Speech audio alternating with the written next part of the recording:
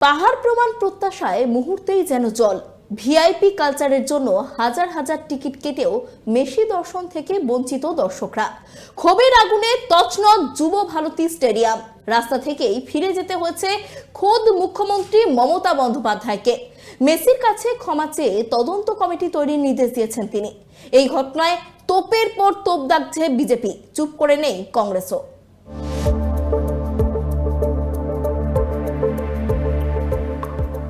Lionel মেসিকে দেখতে না পেয়ে রণক্ষেত্র হয়ে উঠেছে যুব ভারতীর ক্রীড়াঙ্গন। মাঠের মধ্যে তাণ্ডব চালিয়েছেন দর্শকরা। শনিবার নির্ধারিত সময়ে যুব ভারতী স্টেডিয়ামে পৌঁছে যান মেসি।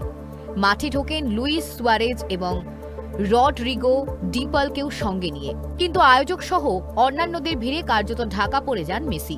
তিনি হাসি মুখে হাত নাড়িয়েছিলেন দর্শকদের দিকে, কিন্তু গ্যালারিতে বসে থাকা দর্শকেরা সেটা দেখতেই পাননি। সেখানে থেকে রণক্ষেত্র হয়ে ওঠে যুব ভারতী স্টেডিয়াম। সঙ্গে সঙ্গে মাঠ ছেড়ে বেরিয়ে যান মেসি।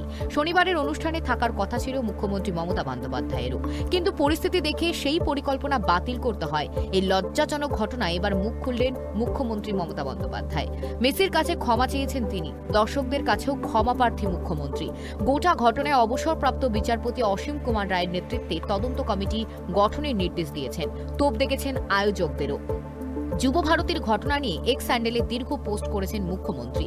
তিনি স্পষ্ট জানান, এক্স হ্যান্ডেলে ক্ষমা প্রার্থনা মুখ্যমন্ত্রী। সল্টলেক স্টেডিয়ামে আজ যে অব্যবস্থা দেখা গেল তাতে আমি স্তম্ভিত, মর্মাহত। আমি স্টেডিয়ামে যাচ্ছিলাম অজস্র ক্রীড়াপ্রেমীদের মতোই প্রিয় ফুটবলার মেসিকে দেখতে। এই দুঃখজনক ঘটনার পর আমি ক্ষমা চাইছি মেসির কাছে, সমস্ত ভক্তদের কাছে।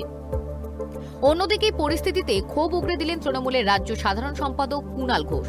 আয়োজকদের বিরুদ্ধে মুখ খুললেন তিনি। আমি টিকিট কেটে পকেটের পয়সা দিয়ে সকাল থেকে আসা, দূর দূর থেকে আসা লোকেরা, দর্শকরা, ফুটবল প্রেমীরা, তারা মেসিকে দেখতে পেলেন না। সেই ক্ষোভ তারপরে জলের বোতল ইত্যাদি ইত্যাদি হলো, মেসিকে চলে যেতে হলো। আমরা এক বাক্যে নিন্দা করছি, এটা লজ্জাজনক ঘটনা। এবং এই হ্যাংলাগুলো যা করলো, এটাকে কলকাতাকে একটা বদনাম করে ছাড়লো, যেখানে মেসি একটা, দয়া করে নিজেদের একটুখানি সংশোধন বা সংযমে আনুন। আপনাদের ক্ষোভ ন্যায্য, 100% ন্যায্য। আপনাদের ফুটবল প্রেমীদের আবেগকে সমর্থন করি, কিন্তু দয়া করে সংযম করুন। গোটা বিষয়টাকে নিয়ে শকুনের রাজনীতি করতে অন্য লোক নেমে পড়ছে।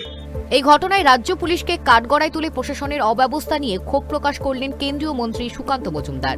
দেখুন, আরও একবার প্রমাণিত হলো যে তৃণমূল কংগ্রেস মানেই হচ্ছে এই ধরনের অসভ্যতা, তৃণমূল কংগ্রেস মানেই হচ্ছে এই ধরনের মৎসন্যায়। এবং সেটাই হচ্ছে যে আমরা দেখলাম যে মেসির মতো একজন আন্তর্জাতিক খ্যাতিসম্পন্ন একজন প্লেয়ার পশ্চিমবঙ্গে আসছেন। এটা তো পশ্চিমবঙ্গের জন্য অত্যন্ত গর্বের বিষয় ছিল, হওয়ার কথা ছিল। কিন্তু যবে থেকে এই প্রোগ্রামটা তৃণমূল কংগ্রেসের তরফ থেকে হাইজ্যাক করা হয়েছে, স্বরূপ বিশ্বাস হাইজ্যাক করেছে, অরূপ বিশ্বাস হাইজ্যাক করেছে, এদিকে এখানকার বিধায়ক তিনি হাইজ্যাক করেছেন। তো পুরো প্রোগ্রামটা, এবং যারা ঢিল ছুঁড়েছে, তারাও বোতল ছুঁড়েছে, তারাও তৃণমূল। মেসি কি আজ অরূপ বিশ্বাসের কোলে কোলে ঘুরতে এসেছিলেন? নির্লজ্জ তৃণমূলের মুখপাত্র বলছেন শকুনের রাজনীতি হবে। যুব ভারতীর বিশৃঙ্খলায় তৃণমূলকে পাল্টা নিশানা কংগ্রেস নেতা সুমন রায়চৌধুরীর। সম্মিলিত ব্যর্থতায় আজকে কলকাতা শহর, যুব ভারতী ক্রীড়াঙ্গন, কলকাতার ক্রীড়া জগৎ আবার কালিমা লিখতে হবে। এর দায় কে নেবে? এর দায় কে নেবে? নির্লজ্জ বেহায়া তৃণমূলের মুখপাত্র বসে বসে ভিডিও করছে যে শকুনের রাজনীতি হবে। খালি কোলে করে শাহরুখ খান, অমিতাভ বচ্চন আর মেসিকে নিয়ে ঘুরলেই হয়ে গেল। তার কোনো প্ল্যানিং থাকবে না, প্রোগ্রাম থাকবে না। বেসরকারি সংস্থা প্রোগ্রাম করছে, আপনারা কি করছেন?